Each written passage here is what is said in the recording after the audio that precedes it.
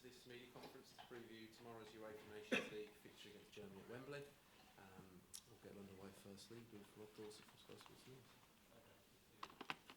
This game's a dead rubber in terms of the Nations League, but with the run and form that England are on, and with the last game before the World Cup, does it feel like it's a massively more important game than it might appear on paper?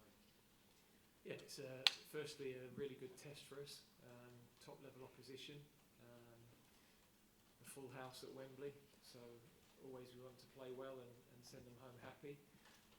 And of course, in terms of the run of results that we've had, we want to leave there with more confidence. If you can get a win against Germany, then we'll leave the week feeling more positive than perhaps everybody is feeling at this moment in time. Is there any room for experimentation for you now? Or is on the basis of what you've just said, does that mean you've got to play your strongest team and desperately go out for a win? I think we've always got to, firstly we've got to make sure 2 days between matches, so there's physical constraints on some things, and we've got to still look after the players. You know, the two-day turnarounds are not ideal, really. We, of course, have a squad of players that have a lot of caps between them. So, you know, we've still got to make sure that we're not wasting opportunities to have a look at things. But we are honing in on a World Cup, and we don't have any more matches after this. So there is a greater emphasis on trying to bed things down as much as we can.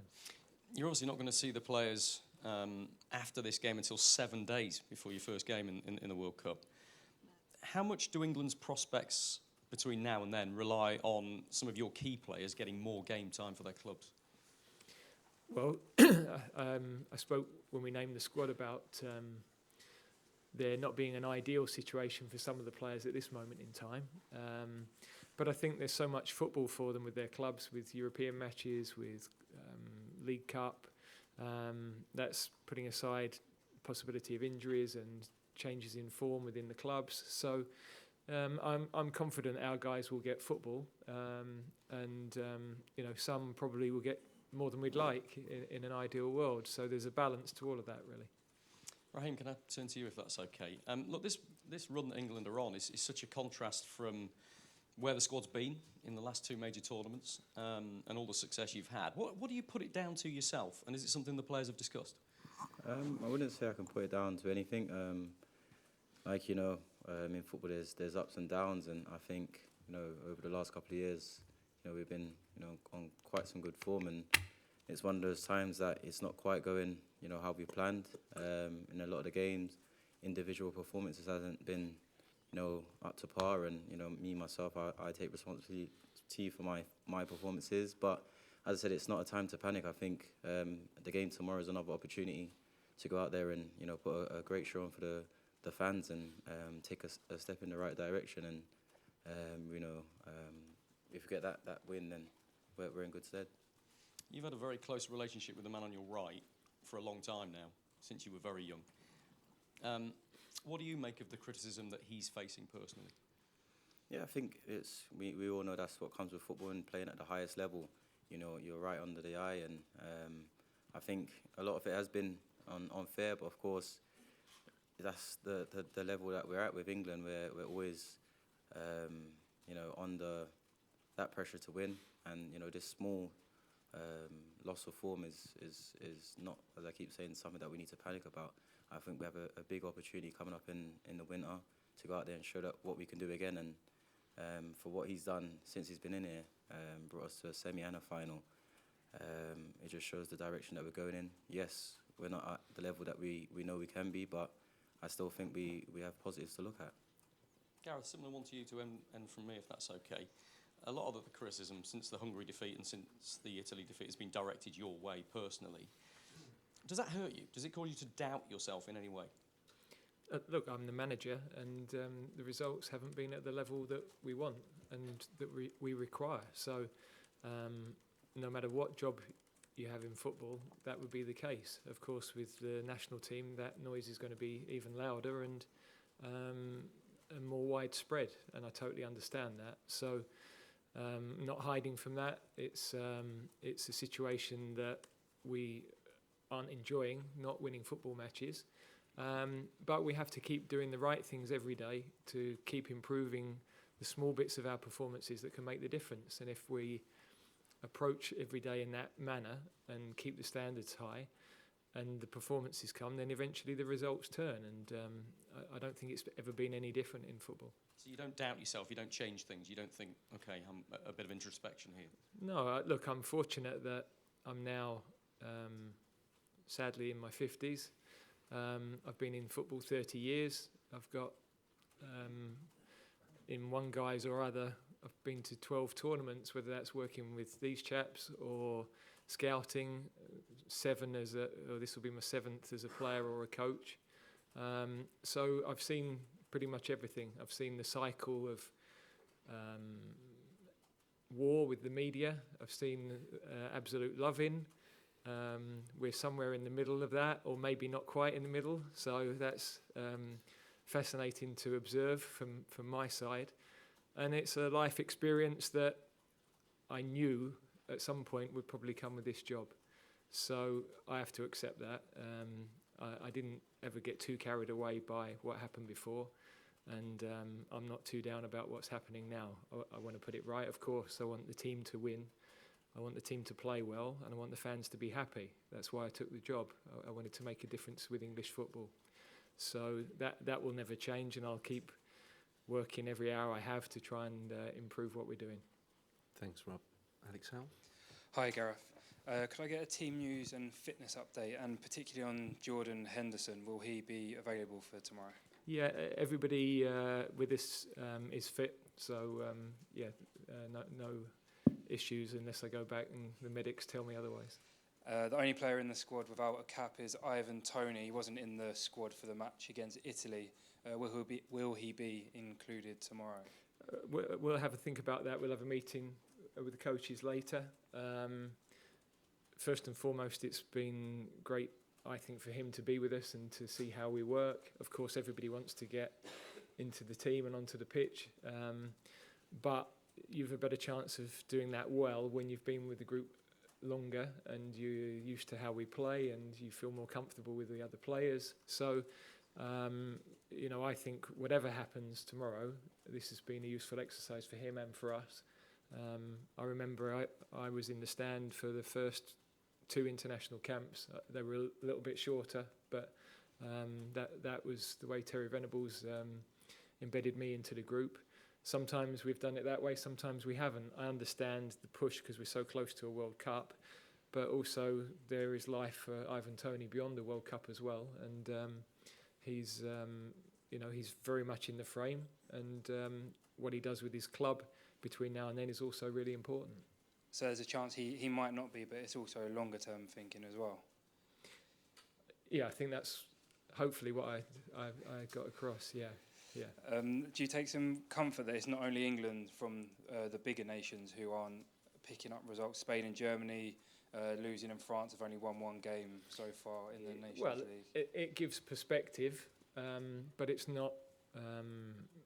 It's not something that is my concern. That's my job is to get this team playing well and to get this team winning, and what everybody else is doing is irrelevant, really. And to Raheem, do you think too much is being made about the lack of goals at the moment? Not really. As I said, with the players that we have in the team and been producing for many years, of course it's not what we want at this moment in time. Of course not. If we don't score goals, we don't get results. It's as simple as that. So, but I think it will come in good stead. We don't have to panic. I keep saying.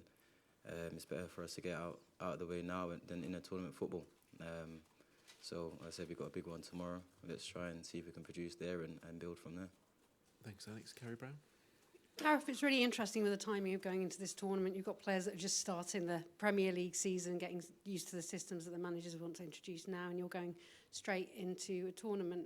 How much of this Nations League has been actually experimentation for you going into a World Cup, and how much has it been about getting key results? Yeah, it's been a really complicated competition, both the last two times, because the previous one we took the players in the middle of their holiday.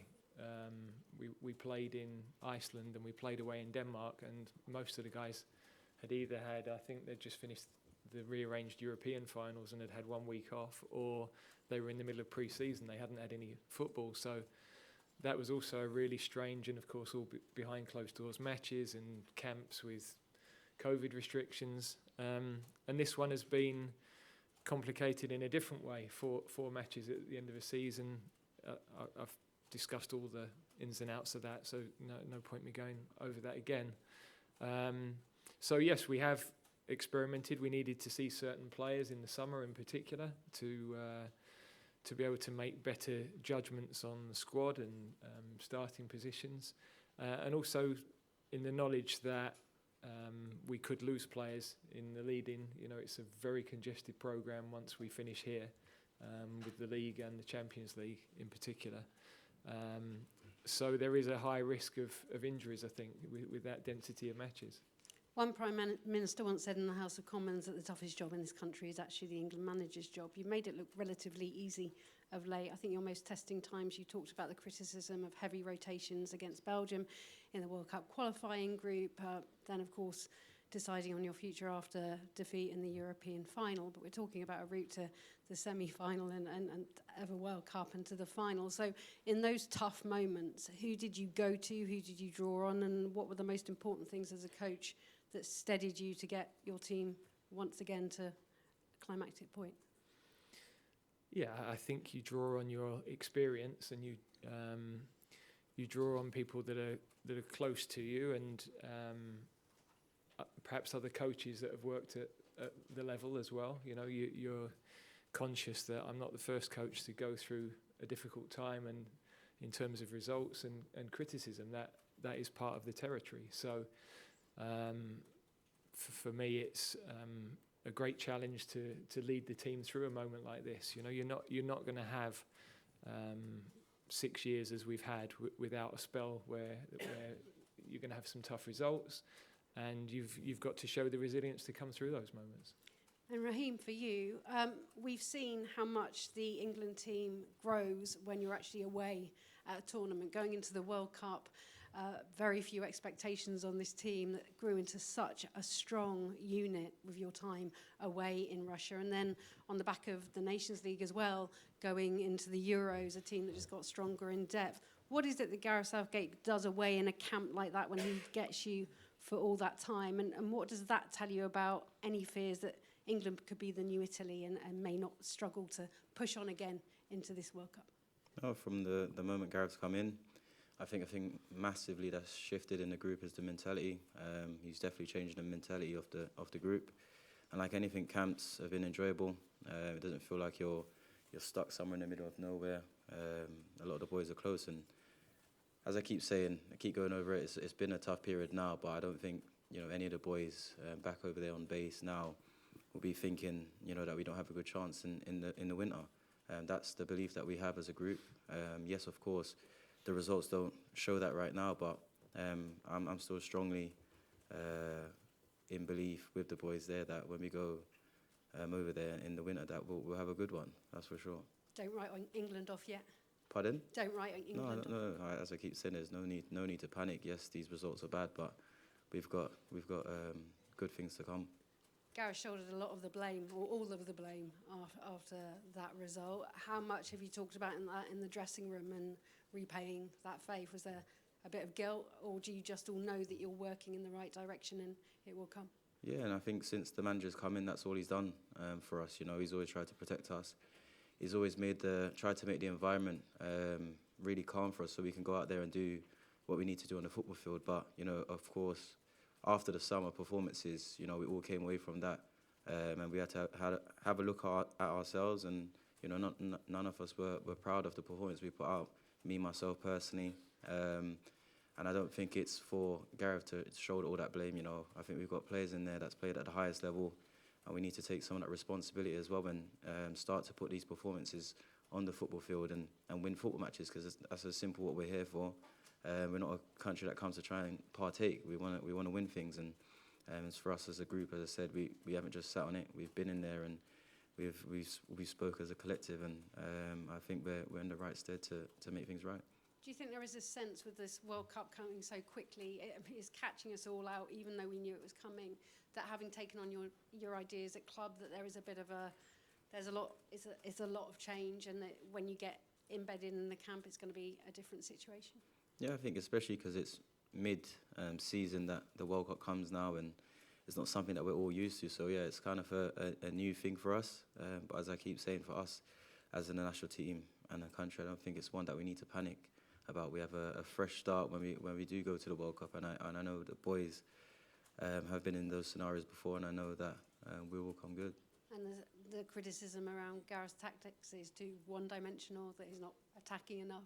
What's your thoughts on that? I'll just say semi-final and a final, and we should be trying to, put positive messages out there to try and, spur the boys on again. As I said, with the performances, I get it, that why we're thinking like this at the minute, but I keep saying I don't think it's time to panic. He showed over the last couple of years what he brings to this team, and he's someone that all the boys trust, and someone that we all want to follow in his direction, and I don't think these last couple of games changes that narrative. I think the narrative needs to be that, can we go that one step ahead, and how are we going to do it, and try and build a positive, positive. Thanks, Gary. Jack Brickbrook. Gareth, you talked a lot about wanting to accept the criticism from supporters over the last few games and wanting to protect the players from any negativity coming their way. But are you worried that if you get abused tomorrow night, that some of that effect might filter through to the players and might affect them? Yeah, I mean, look, I think we've got 90,000 people. The stadium's sold out. People want to come and see this team play. So, and that's because the players have done an unbelievable job for 6 years.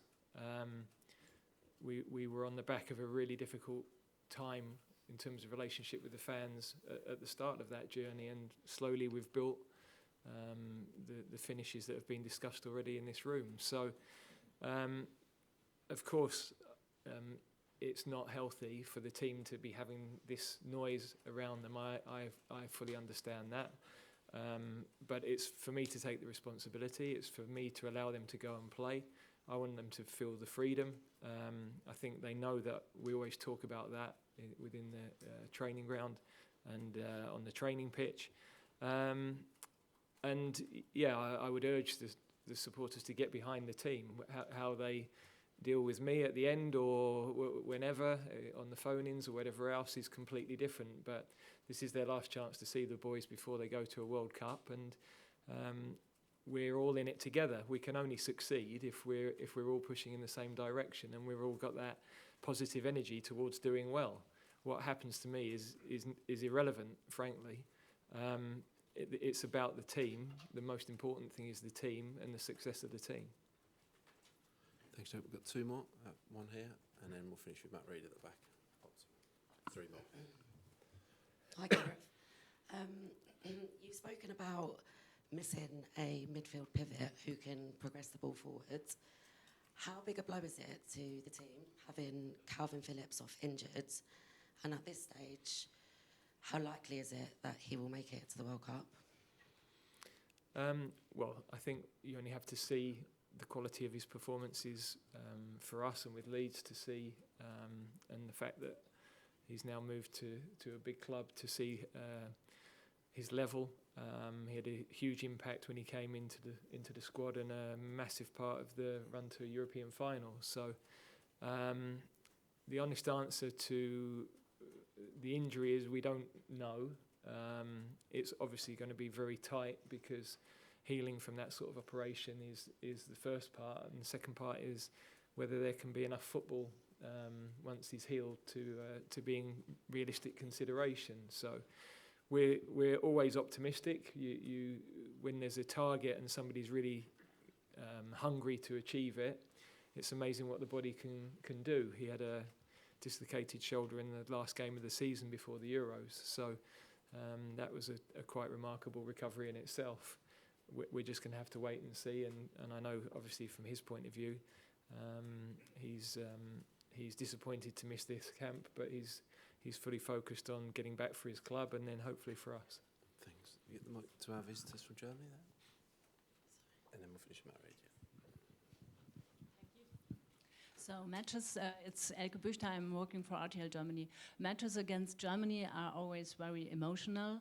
The German team is heavily criticized too. Will you focus on one special player? Do you say one is the most dangerous, or is it the techniques, or do you say, okay, after Hungary, we see where we can and how we can beat the Germans? Well, I think they have lots of very good players. I think Joshua Kimmich is fundamental to the team and the way they play. He organises the game for them and he reads the game so well.